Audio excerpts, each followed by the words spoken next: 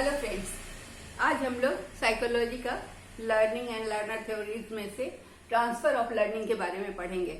ये इम्पॉर्टेंट इसलिए है कि पूरा चैप्टर तो नहीं आता है क्वेश्चन, हमेशा क्वेश्चन कुछ घुसा हुआ क्वेश्चन जो अंदर में होता है उससे आ जाता है। तो इसको पढ़ने से हमारा एक दो क्वेश्चन निकलता है, इसलिए इसको पढ़ना बहुत जरूरी है। तो ट्रांसफर ऑफ लर्निंग जैसा नाम से लग रहा है कि ट्रांसफर ऑफ लर्निंग को हम ट्रांसफर ऑफ ट्रेनिंग भी कहते हैं। तो जो भी हम सीखते हैं उसको कैसे ट्रांसफर करते हैं और कहाँ कहाँ ट्रांसफर होता है इसको हम जानेंगे।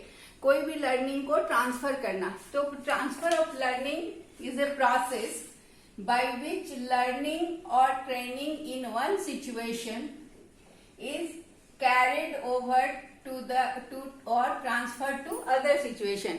एक सिचुएशन में जो हमने लर्निंग की उसको दूसरे सिचुएशन में अप्लाई करना या उसको ट्रांसफर करना ही ट्रांसफर ऑफ लर्निंग कहते हैं। स्थानांतरण, अधिगम का स्थानांतरण जिसको कहते हैं। ठीक है, तो ट्रांसफर ऑफ लर्निंग कई तरह के होते हैं। उसमें सबसे इम्पोर्टेंट तीन है, पॉजिटिव, नेगेटिव एंड जीरो, लेकिन कुछ और भी हैं जिनको हम देखेंगे। तो सबसे पहला ट्रांसफर ऑफ लर्निंग या ट्रेनिंग है पॉजिटिव। पॉजिटिव का मतलब हुआ सकारात्मक। सकारात्मक अधिगम स्थानांतरण तब होता है, positive transfer of learning occurs when learning in one situation, जो एक सिचुएशन में सीखा गया वो दूसरे सिचुएशन में लर्निंग में मदद करता है।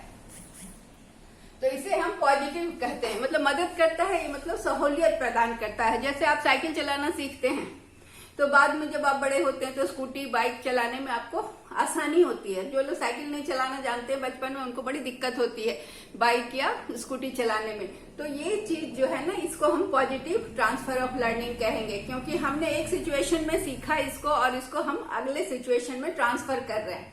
So it is called positive transfer of training. छोटा सा चैप्टर है, इसको हम लोग जल्दी जल्दी कर लेते हैं। नेगेटिव ट्रांसफर ऑफ ट्रेनिंग इसका उल्टा होगा, जहां पर कि किसी एक सिचुएशन में जो हमने सीखा, transfer of learning is negative when learning in one situation hinders और weakens the learning in another situation.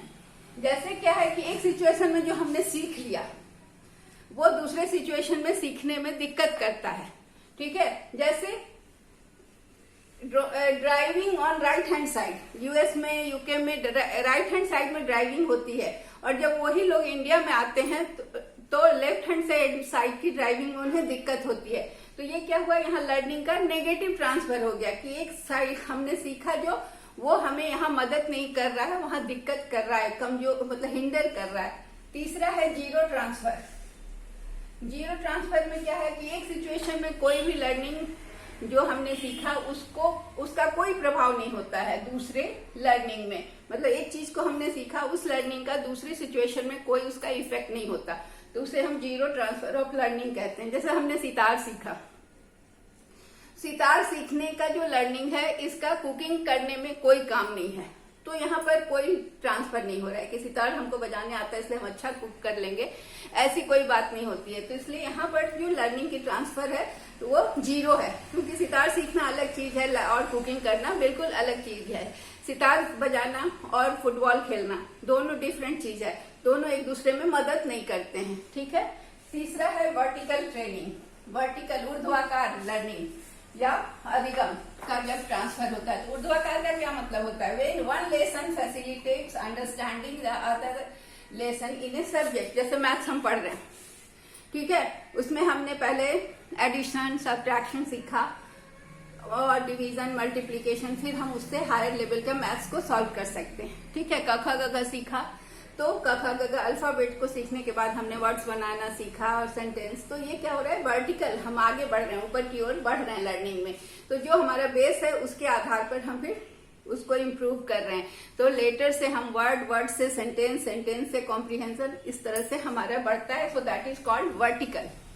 Horizontal, horizontal का मतलब वर्टिकल हो गया इस तरह से, हॉरिजॉन्टल इस तरह की लर्निंग। इसमें क्या होता है कि when knowledge of one subject helps in learning other subject. एक सब्जेक्ट को हम सीख लिए और उसको हम दूसरे सब्जेक्ट को सीखने में मदद कर सकता है। जैसे learning of statistics helps in learning in economics, क्योंकि स्टैटिस्टिक्स का एप्लीकेशन इकोनॉमिक्स में होता है, तो इसे हम हॉरिजॉन्टल लर्निंग कहते हैं। मैथ्स, कैलकुलस हमने सीखा मैथ्स में और उसको हम अप्लाई करते हैं टोटल कॉस्ट में, मार्जिनल कॉस्ट, ये सब निकालने में इकोनॉमिक्स में। So it is called horizontal, कि मैथ्स की चीज का अप्लाई कर रहे हैं हम इकोनॉमिक्स में, तो इस साथ दूसरे सब्जेक्ट को सीखने में ये हमें मदद कर रहा है। ठीक है। बाइलैटरल में training given to one part of the body is transfer to the other part. जैसे बॉडी का एक साइड से हमने कुछ करना सीखा और वो इस साइड दूसरे पार्ट भी अगर ट्रांसफर हो जाता है तो इसे हम कहते हैं बाइलैटरल। जैसे दाहिना हाथ से हम लिखते हैं, लेकिन कभी कभी कुछ लोगों को दिक्कत हो जाती है, दाहिने हाथ में कोई प्रॉब्लम हो गया तो वो बाएं हाथ से भी लिख लेते हैं। तो ये ट्रांसफर जो होता है इसे हम बाइलैटरल ट्रांसफर ऑफ ट्रेनिंग कहते हैं। ठीक है। तो ट्रांसफर ऑफ लर्निंग या ट्रेनिंग किस चीज पर निर्भर करता है? इंटेलिजेंस पर। जो इंटेलिजेंस होता है, इंटेलिजेंट बच्चा होता है वही ये सब कर सकता है। इनेट एफिशिएंसी, जिसके पास अंतर्निहित शक्तियां, वो जन्मजात प्रतिभा होती है। एबिलिटी टू परसीव, किसी चीज को परसीव करना, उसका हर नजरिया से देखना। Use of learn fact in practical, जो भी हमने सीखा उसको प्रैक्टिकल अप्लाई करना सीख जाए तो इसे हम ट्रांसफर ऑफ लर्निंग में, इससे हमें सहूलियत मिलती है। तो इसके लिए हमें अपने को एक्टिव रखना होता है, हमारी अपनी मतलब ब्रेन का अप्लाई करना होता है और आइडिया लगाना होता है। तो अब इसमें क्या है कि बहुत सारे थ्योरी दिए गए हैं, तो कुछ लर्निंग के, ट्रांसफर ऑफ लर्निंग का सबसे पहला थ्योरी है थ्योरी ऑफ मेंटल डिसिप्लिन, जिसे हम फैकल्टी थ्योरी भी कहते हैं। तो क्या कहता है ये थ्योरी? कहता है कि माइंड में बहुत तरह की फैकल्टी है, बहुत सारे इंडिपेंडेंट फैकल्टी है। मतलब फैकल्टी का क्या मतलब हुआ? माइंड में बहुत सारा इंडिपेंडेंट फैकल्टी है, मतलब माइंड का बहुत सारा फंक्शन है। माइंड मेमोराइज करता है, माइंड इमेजिन करता है, अटेंशन किसी चीज पर देता है, रीजनिंग करता है, तर्क करता है, जजमेंट देता है। तो ये सारा जो फैकल्टी है, बहुत बहुत काम करने का जो पावर है या कैपेसिटी है माइंड का, which our muscles of mind, इनको हम क्या कहते हैं? Muscles of mind. ये एक आपका इंपॉर्टेंट क्वेश्चन बन रहा है जो कि इसमें इनहेरेंट है इस थ्योरी में। तो muscles of mind, concept of muscles of mind is given in which theory of learning, ये क्वेश्चन बनता है ना। तो ये इसका होगा कि muscles of mind concept has been given in theory of mental discipline और फैकल्टी थ्योरी ऑफ लर्निंग। ठीक है। तो ये जो इसको मसल्स ऑफ माइंड, अब ये मसल्स ऑफ माइंड कहलाता है, मेमोरी, रीजनिंग, ये इमेजिनेशन। तो ये जैसे बॉडी का मसल्स को हम एक्सरसाइज करके मजबूत करते हैं, उसी तरह ब्रेन के मसल्स को भी हम प्रैक्टिस और यूज करके उसको इम्प्रूव कर सकते हैं। ठीक है। तो ये जो मसल्स ऑफ माइंड है, जो ये कैपेसिटी है, ये डिफरेंट फैकल्टीज है जिसको कि हम प्रैक्टिस और ड्रिल से बढ़ा सकते हैं। तो ये हुआ थ्योरी ऑफ मेंटल डिसिप्लिन। हालांकि इस थ्योरी को एक्सेप्ट नहीं किया गया, बाद में विलियम जेम्स ने इसको बहुत वेहेमेंटली क्रिटिसाइज किया और अब वो उसको रिजेक्ट कर दिया गया। बट क्वेश्चन तो बनता है कि मसल्स ऑफ माइंड कहाँ से आया या किस थ्योरी का है। दूसरा है अपरसेप्शन थ्योरी। अपरसेप्शन थ्योरी क्या है कि new ideas to a store of. Apperception का मतलब होता है कि जो आपका पुराना आइडिया है, जो आपके दिमाग में स्टोर्ड आइडिया है, उसको नए आइडिया के साथ रिलेट करना। ठीक है। तो नए आइडिया के साथ आप अपने पुराने आइडिया को रिलेट करते हैं। तो स्टोरेज ऑफ ओल्ड आइडिया जो है आपके दिमाग में, या एक्सपीरियंस जो भी स्टोर है, उसको कहते हैं अपरसेप्टिव मास। ये भी एक क्वेश्चन बनता है कि apperceptive mass concept is related to which theory. ठीक है। तो ये अपरसेप्शन थ्योरी से जुड़ा हुआ है, जो कि theory of transfer of learning है। तो ये क्या कहलाता है कि जो भी हमारा ओल्ड आइडियाज है उसको हम क्या कहते हैं? जो दिमाग में हमारे पहले से आइडियाज है और उसको हम नए आइडिया के साथ जब जोड़ते हैं तो इसे अपरसेप्शन थ्योरी कहते हैं। और जो आइडियाज का स्टॉक है हमारे पास ऑलरेडी, उसे हम कहते हैं अपरसेप्टिव मास। ठीक है। तो जब कोई स्टूडेंट अपने को सेट करता है किसी भी सब्जेक्ट को सीखने में, तो वो कैसे सीखता है? किसी भी सब्जेक्ट को सीखता है तो उसको वो एसिमिलेट करता है। जैसे छोटा बच्चा पियाजे ने बताया था कि एसिमिलेशन से वो चीजों को पहचानता है। जैसे कार को वो एक बार कार बता दिया गया तो कार की तरह से दिखने वाली सभी चीजों को एसिमिलेट करता है पुराने नॉलेज से। उसी तरह से यहाँ बच्चा, जो भी स्टूडेंट है, वो नई चीज को देखता है तो उसको एसिमिलेट करता है। जो आइडियाज का स्टोरेज है उसके पास, जो एक्सपीरियंस है उसके पास, उससे तो इसे हम, और उसके बाद वो लर्निंग होती है उसकी। तो हर्बर्ट ने इस थ्योरी को कहा कि बिल्डिंग ऑफ नेसेसरी अपरसेप्टिव मास, मतलब हर्बर्ट का कहना है कि जिसके पास भी स्टोरेज ऑफ ओल्ड आइडियाज है, इसको स्ट्रॉन्ग करने की जरूरत है, इसको बढ़ाने की जरूरत है, ताकि सब नए नए आइडियाज को उससे वो रिलेट कर सके। अगला है theory of identical mass. Identical mass का मतलब हुआ कि ये मानता है कि transfer from one learning to situation to another takes place if there are common and identical elements. ठीक है, जैसे हम स्कूटी, साइकिल चलाने के बाद स्कूटी या बाइक चलाते हैं, मोटर बाइक, तो उसमें क्या है, उसमें वन लर्निंग सिचुएशन से अनदर लर्निंग सिचुएशन में कुछ कॉमन चीज है। ठीक है, हैंडल है और ब्रेक है, तो ये सारी चीजें हैं, तो उससे हमें सीखने में आसानी होती है। तो इसे कहते हैं थ्योरी ऑफ आइडेंटिकल मास, जो एक जैसी चीज को हम एक जगह सीख के फिर उससे थोड़ा एडवांस स्टेज में उसी तरह की मिलती जुलती चीजों को हम चलाना सीखते हैं।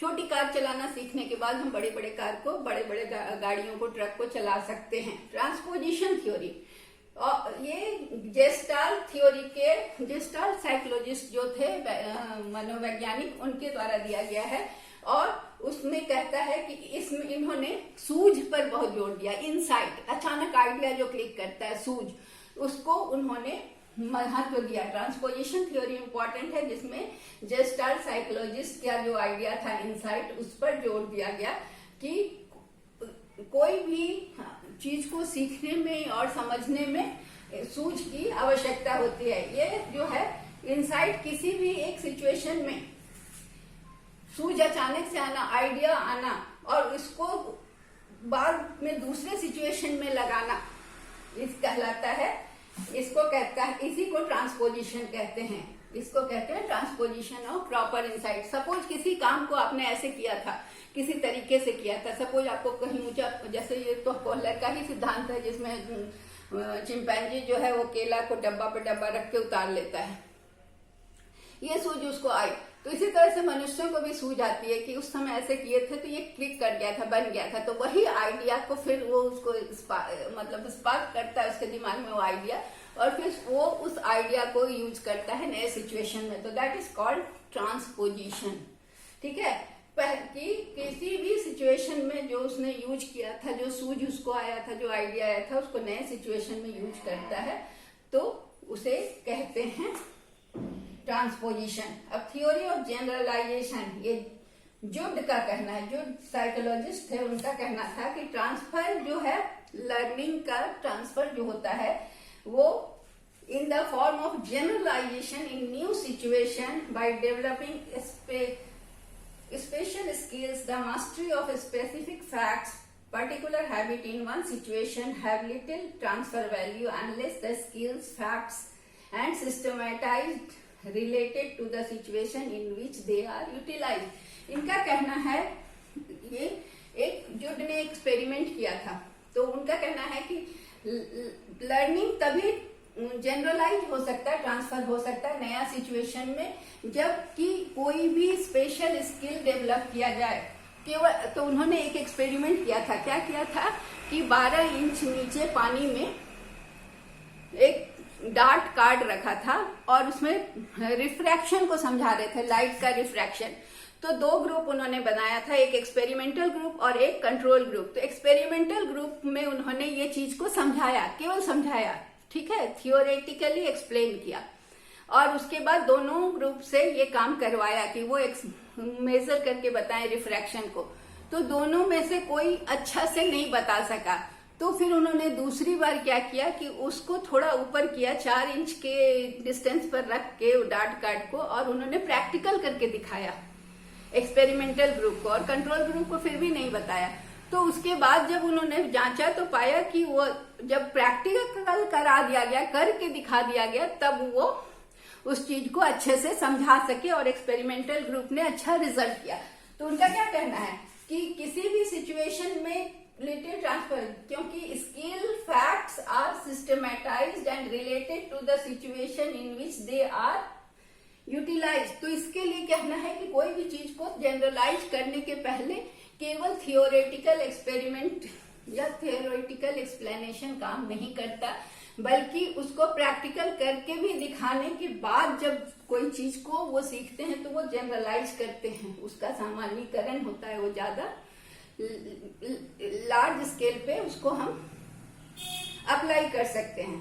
फिर अंतिम थ्योरी है बागले की दी हुई थ्योरी है, बागले BAGLEY, ये थ्योरी ऑफ आइडियल्स है। ये बागले का कहना है कि आइडियल्स में क्या क्या चीज आता है, love for wisdom, thirst for knowledge, are transferable from one situation to another, so attempts should be made to develop ideals. Ideals मतलब किसी को बहुत पढ़ने की आदत होती है, किसी को कुछ क्यूरियस होता है, हमेशा नया सीखने की आवश्यकता होती है।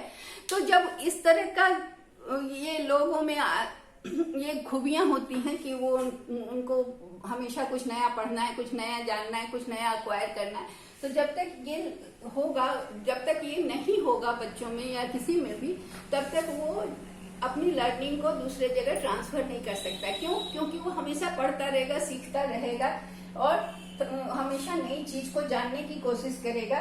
तब वो उस नॉलेज को एक सिचुएशन, क्योंकि उसका नॉलेज ब्रॉड होता जाएगा और उसको ये आइडिया होगा कि किस किस समय किस किस सिचुएशन में इसको हम अप्लाई कर सकते हैं। तो जब उसको ये अक्वायर हो जाएगा नॉलेज, तो वो उसको ट्रांसफर आसानी से एक सिचुएशन से दूसरे सिचुएशन में कर सकता है। So that's all about transfer of learning. So I hope it will be helpful for you. Thank you.